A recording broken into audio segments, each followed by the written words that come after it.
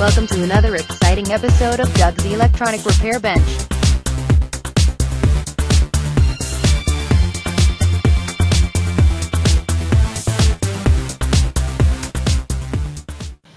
Afternoon, YouTube.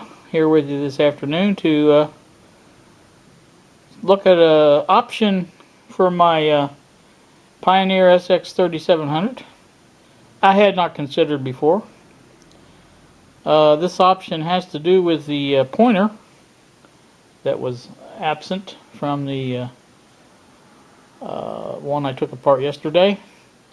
As many of you probably know, I do have a second one. Terry was kind enough to send me another one that he had that he was not using. And on closer inspection, it looks like this one has a pointer. Let me get a close-up of it and I'll show you. Alright, there's the second receiver. As you can see, this is the one the glass was broke out. If we take and zoom in, I believe there we can see the pointer sticking out there, just a small bit of it, just past the little crack. So I think that one will be the one we'll use. And if you look at, let me zoom out just a hair. If you look at the general shape of this one, the case is actually better on this one than the other one. The other one has some pieces of the veneer missing. And I think what I'm going to do is put this one up on the bench and take it apart and clean the glass out of it and look a little closer at it and see if it operates properly. If it operates properly, then we may just go ahead and use this one as our good one. I think that might be the best plan of action. Overall, we can use the best parts of the both ones, and I think I can use the not sure which button I'll use, but I believe I can replace one of the buttons there that's missing from the other one with another button that's similar to that. It won't be exactly the same, obviously, but it'll be a button, and it'll be closer to it than these are, or than the screw would be. So anyway, we'll take a look at that, and we'll do that in here in just a minute. I've got to get the other one out of the way first, and then put this one up there, and we'll see what happens. So hang in there. We'll be right back.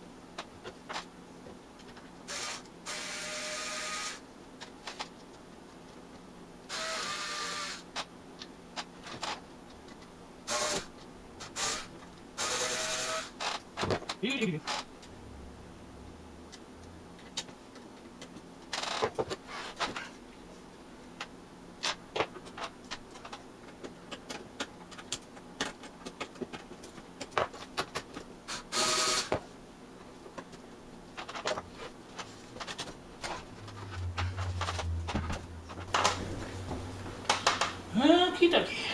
Alright, back with you here again. As you can see, I have the top off. I think before I go any further, now that is locked, it seems like. Doesn't want to turn. I'm assuming it's because of the glass in there. I don't want to, it's obviously still connected, so I don't want to break it. So what I'm going to do is take this face off and see what we can see, get the glass out of it, and get rid of that, and then we'll go from there. So do that. Take this off, this off, this off. Hold on. These off. Let's see, this come off. Oops. Maybe a big one. Aha, that won't come off easy. See if I can find it correct size for that. As expected, it's not deep enough. Get out that way. So I'm going around. It has a little different. We'll try to see. There it is. I'll tighten it on there.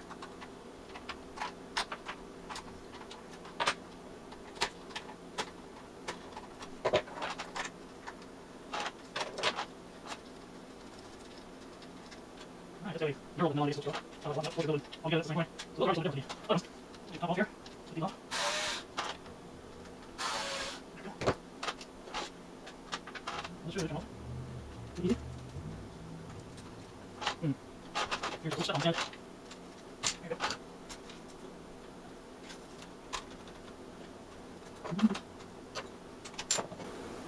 As you hear, the glass is falling out. We're going to make sure to get every piece of glass out. Get that thrown away. Put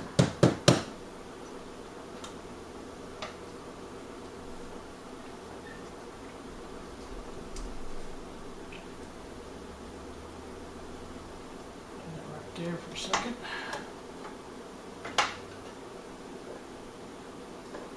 Yeah, just as I suspected. Piece here.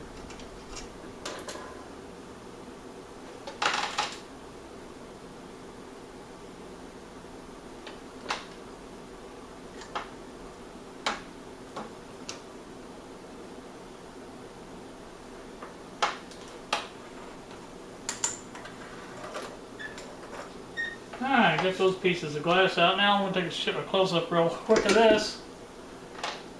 Bring our camera and boom for that so Bill doesn't fuss at me for wobbling the camera around.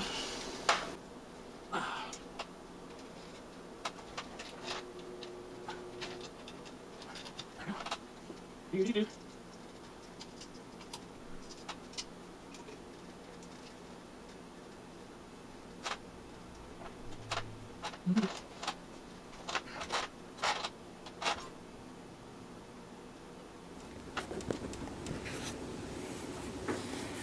Alright, now you can see pointer right there. I'm going to rotate it a little bit and you'll see it move just a hair. So it does move. It's a little tight though. Not sure why. I think I've got all the glass out. But I think what I'll do is go ahead and take this piece off here because it may even be sitting on that string. Lay it back here for the time being, out of the way. And we'll go ahead and move this a little bit more. Alright, that seems to be moving pretty good. I don't know how it is in relationship to the digital, but we will see. I think we are pretty much clear. Well, I'll have to hook it up, but once I get it hooked up, we can turn this on and see how it works, if it works. So let me do that real quick. Get this out of the way.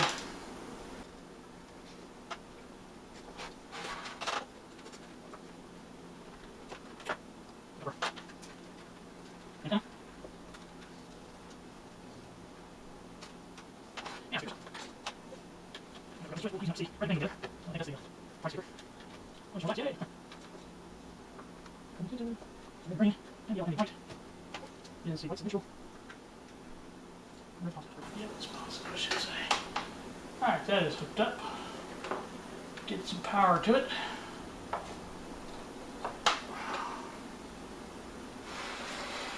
And see what we got.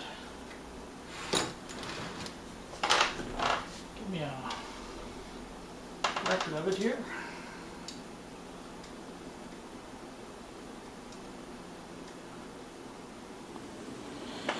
Alright, ready for the switch on. Let's I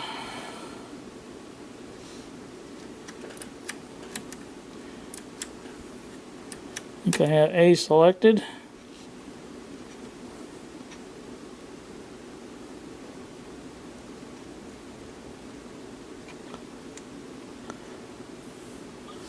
Turn the volume down. Loudness off. All switches are up.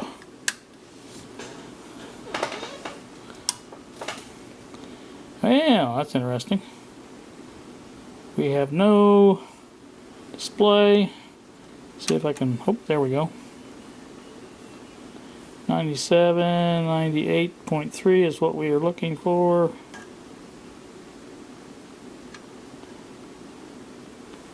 Alright, let's turn some volume up. Alright. Here.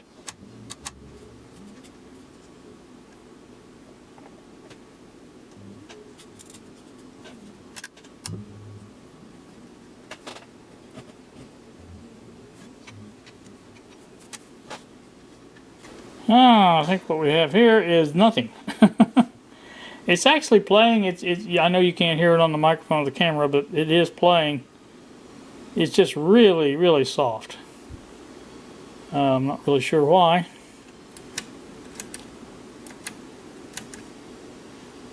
Proper speakers are selected.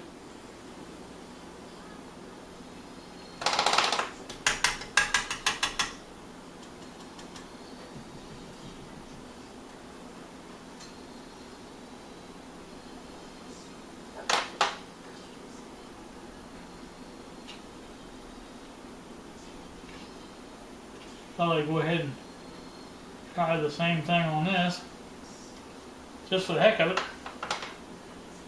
Doesn't seem to be helping any.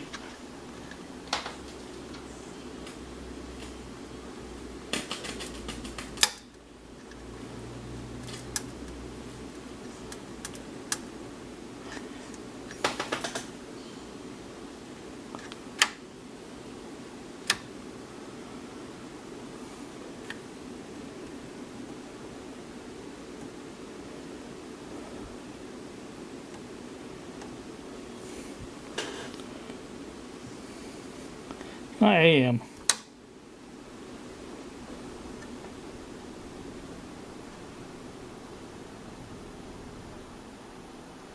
I think the problem with this stems from the tuning capacitor being really kind of stiff. I don't know if it needs lubrication or what seems to be the problem, but it's really stiff.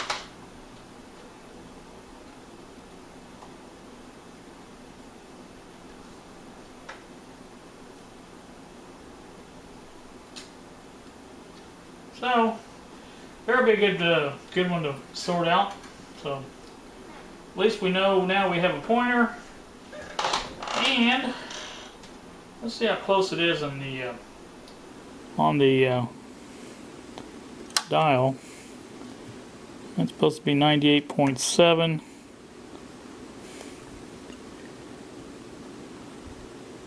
Here's 98.3. I think you can see.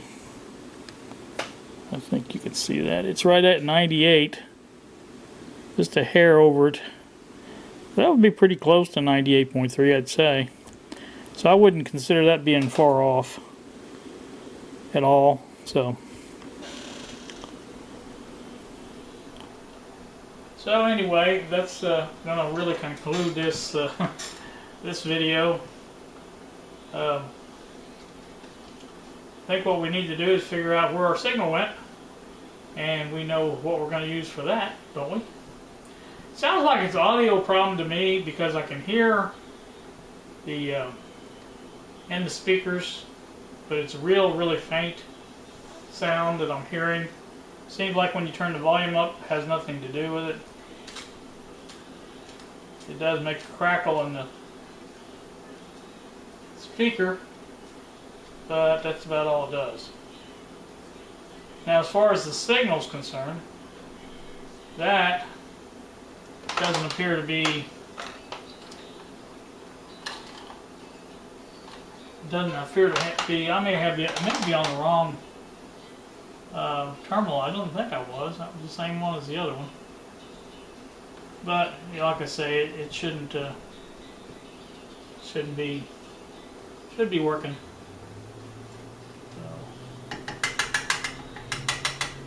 like I said, the tuning capacitor needs to be gone over and either cleaned or something. There's a lot of dust and dirt here. I don't know what kind of environment Terry had it in, but it looks to be fairly dusty. So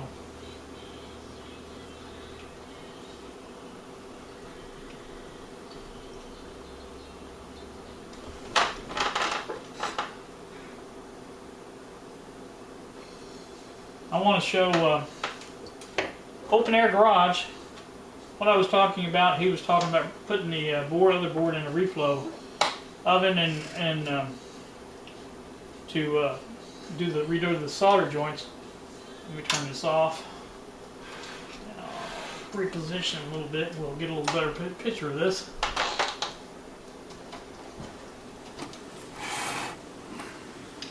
You can see, I think now you can see all these little wire wrapped, every one of them are the connections from board to board, and the wires here are hooked to a wire wrap.